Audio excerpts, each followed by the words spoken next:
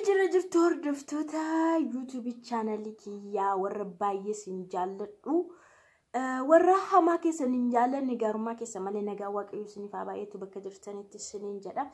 Har'a waan nama dhibu tokko nama garrama nama dhibatee nama garramatee gowwaadhatee abshaalatee dubartii akkasii baay'ee na ajaa'ibde jechuudha. Dubartii baay'ee otoo dhageessu gowwomsamtu otoo ishee tokko inni itti arrabsu ishee tokko gowwaadha jedhu dhageessee isheedhaan maal akka jedhu bor kan hin tilmaamuu hin dandeenye dubartii akkanaafaatu jira jechuudha. Dubartiin akkasii baay'ee dubartoota warra kaan akka waqqasiistu kan arrabsiistu beekamaadha. Namoonni kan jechuudha warri biyya Arabaallee hin jirre akkanuma namoonni qaama mootummaa keessallee hojjetan hojjettoonni garaagaraa warri miidiyaalee hordofan jechuudha dubartoonni Arabaadha akkasii jechuu danda'u walitti qabanii yeroo isaanitti ilaalan ija tokkoon yaada tokko ilaalcha tokko yeroo isaanitti kennanidha jechuudha. Dubartii akkasii yeroo sagalee ishee dhaggeeffatanii akkamitti dubartoonni silaa yoo jaalalaan gowwaa ta'anii kufan malee sammuudhaan baay'ee abshaala qaradhas dubartoonni jechuudha. Fuulaa fuulatti baay'ee dubartii gowwomsuun hin danda'amu. Garuu yoo jaalalaan kuftee jaalalaan of gadhiiste qofadha kan isheen gowwomfamtu. Isayyuu jaalalaa bitamteetudha. Jaalalatu ishee kuffiseetu malee akkasuma hin gowwomfamtu tola hin gowwomfamtu jechuudha. Dubartiin baay'ee bilxiidha baay'ee abshaaladhas kallattiidhaan gowwomuu hin dandeessu. Isheen akka kanaa garuu isheen nama arrabsiistu garuu itumanni isheen sun gowwaadha. Isheen sun gowwaadha yeroo jedhu isheen sun gowwaadha ani siinan sirrattanii sittan murteesse sirrattiin jige gara keettan kufe yeroo inni jedhu akkamittiin ishee sana arrabsaa ishee kan amma yeroo deebi'u immoo ishee sanaan immoo isheen sun gowwaadha jedhan kana tilmaamuu hin danda'amu. Nama akkasii akkamitti abbaa manaa naataata jedhamee akkamitti gaafatama nama akkasii nama bakki qabatamu hin qabne jechuudha.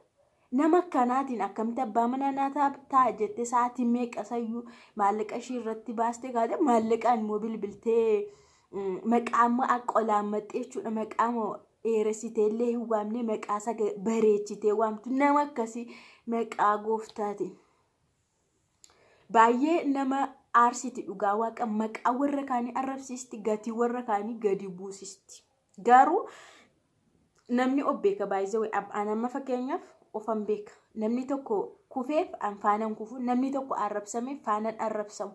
Garuu ilaalchaan jechuudha akkanumatti yeroo raafilii yookaan irra keessa laalanii dubartii akkas akkasiifaatu dubartoota warra kaan arrabsiisaa jechuudha. Ishee akkas akkasiitu dubartoota warra kaan haamilee isaanii tuqa warra nagaadhaan ta'an warra kabaja isaanii eeggatan warra maqaa isaanii eeggatan warra waanuma tokkoon dhiira madaaluu danda'an tuqsiiste jechuudha.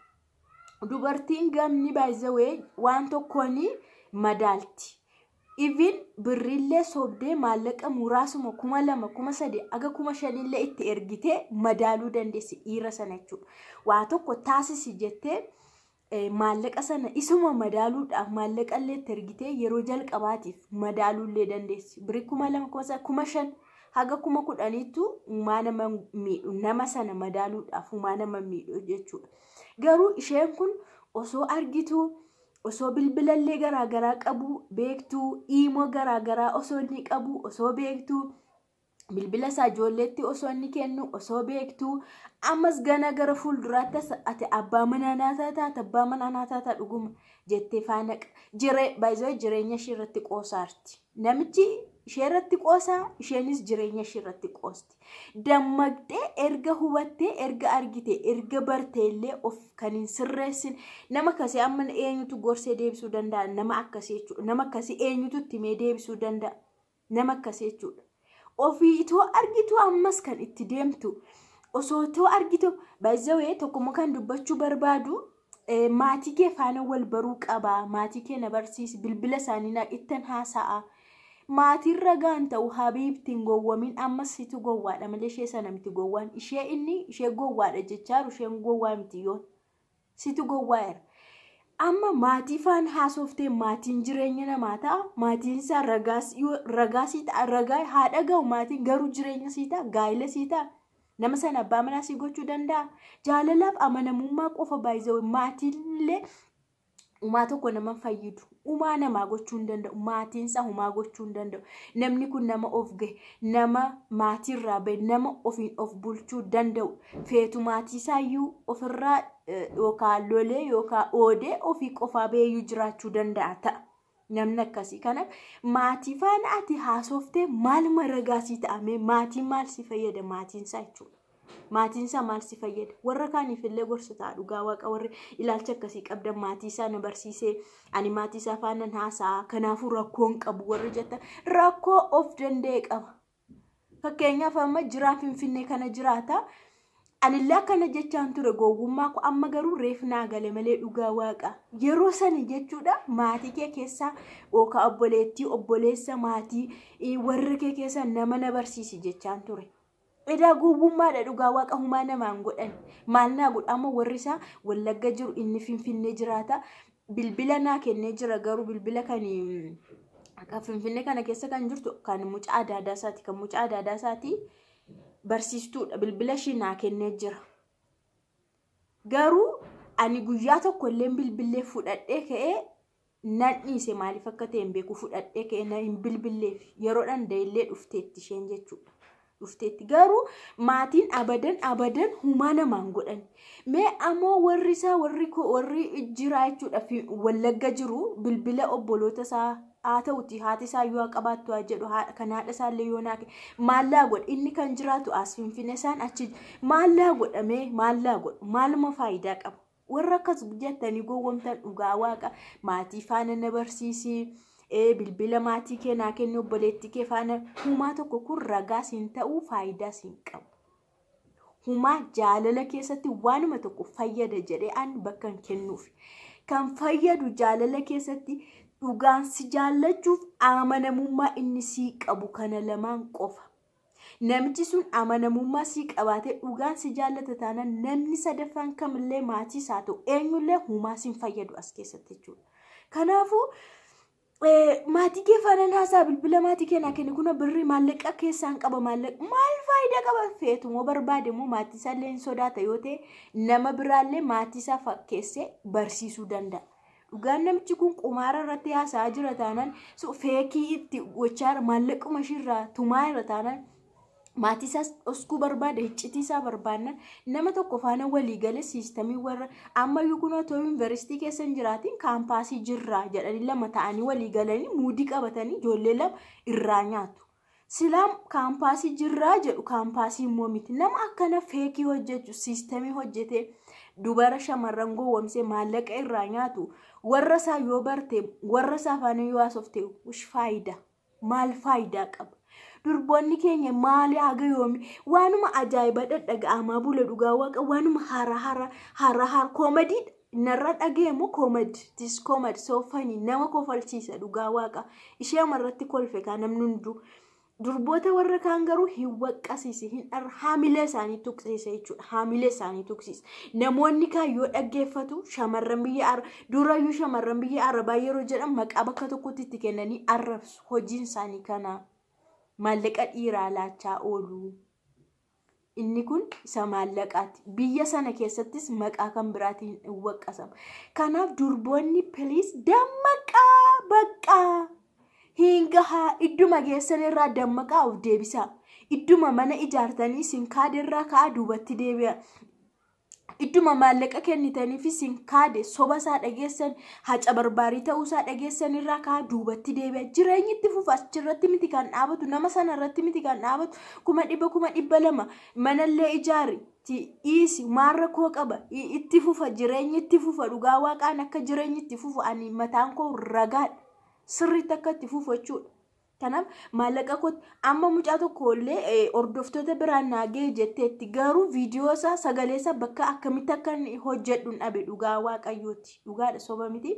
Naa hojjedhu mee na haa gorsan jettee jirti mucaan kun garuu viidicha akkam godhee akkan hojjedhu akkam jedhee akkan ibsu itti yaadaan jira jechuudha. Kanaafuu ammallee ijoolleen baay'een rakkina keessa jiru gowwomsamaa jiru maallaqa isaanii erganii nyaatamaa jiru. Isheen amma ani viidiyoo naa dalaginaan jettu kun ifaallee dhugaa waaqa suuqii ijaareen manas ijaaree gara 200 oliin suuqiif mana ijaareen jettee rakkina baay'ee immoo irraa adda ba'uudhaafanii malee wanti nafalu hin jiru akka mangoodha itti baay'ee waa baay'ee natti himteetti viidiyoo ishillee hin dalagne garuu nan dalaga jedhee tanan akkaataa tartiiba dubbiinsaa naagaluu dide dhugaa waaqaa kanaaf baay'ee rakkina baay'ee jira aga ammaallee jechuudha garuu isin dubartoon isin shamarran adaraa keessan siniin jedha akkatti maallaqatti fiddan ani nan beeka akka sareetti ilaalamtanii akkasin fiddan nan beeka haamileen keessan tuqame akkatti fiddan nan beeka an maallaqa biyya arabaati dhufu dhugaa waaqa akkamitti akka isheen dhuftu nan beeka biyya arabaa dhaqee ani maaliifin dhaladhe jedhee guyyaan itti of abaarellee jira waaqaan ati maalin fayyada yoo ana ajjeeste jedhee nan beeka dhugaa waaqa biyya arabaatti jechuudha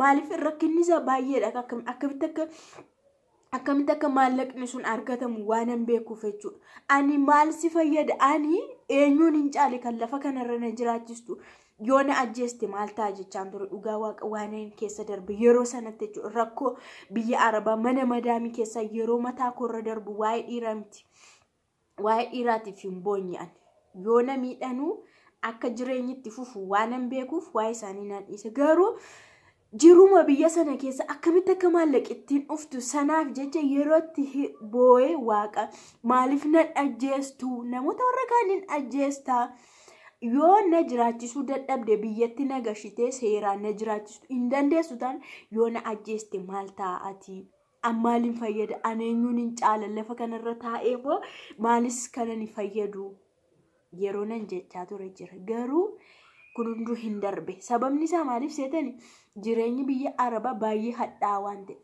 jireenya hadhaa akkasii keessa jiraatanii immoo maallaqa ofii dafqa ofii yeroo dhiirri namarraa nyaatu baay'ee nama gaddisiisa dhugaa waaqaa jechuudha baay'ee tokko nama gaddisiisa kanaaf durboonni keenya adiraa keessa ammas dammaqa ammas ela jireenyi itti fufa maallaqa kee waggaa jaayoo sirraa nyaatellee ammallee jireenyi itti fufa hankee jechuudha ammas hojjettee nama jijjiiramuu dandeessa yeroo gabaabaa keessatti jechuudha gatiin kee maaliif dhugaan kee jalaa nyaatame waan ta'eef dhugaan kee deebi'ee yeroo xinnoo muraasa keessatti nama taata nama miidhameef yeroon dafeetu dhiyaata waan ta'eef jechuun gorsaan jira kanaafu maallaqatti baasee mana ijaaree fi maal ta'e jettanii jireenya keessan isuma dhumaan balleessina itti galtaniin balleessina namni akkasii namni akkanatti nama gowwomsuu bare kun gaayilallee namaan ta'u namni sobduun dhiirri sobduun gaayilallee namaan ta'u nama bakka achumallee teessee irra deebiteellee hojjechuusi wayii ganaatti galtee mucaas deessee jireenya rakkina namni akkas bare sobuu bare hatuudhaan gargar miti nama hatuu bare haca barbaruu bare kun baay'ee rakkisaadha kanaafuu adiraa keessan durboota koo obboloota koo shamarran koo baay'ee sin jaalladha dhugaa waaqa biyya arabaa argeera biyya arabaa dhaqee sirriitti argeera akkamitti akka dalagamtee birritti walitti qabamtu argeera sammuu dhabamee zeeroo sammuun nama galeetu maallaqittiin dhufti kanaafuu dammaqaa maallaquma keessan dhiirattiin ergina dhugaa waaqa biyyoo haa nyaatu mataadhaan gadaa deemu maa hin hafne namichichi maallaqa keetti ergite sammuu kee zeeroo hin ta'iini bakka kanuma kanaas hin gorsu.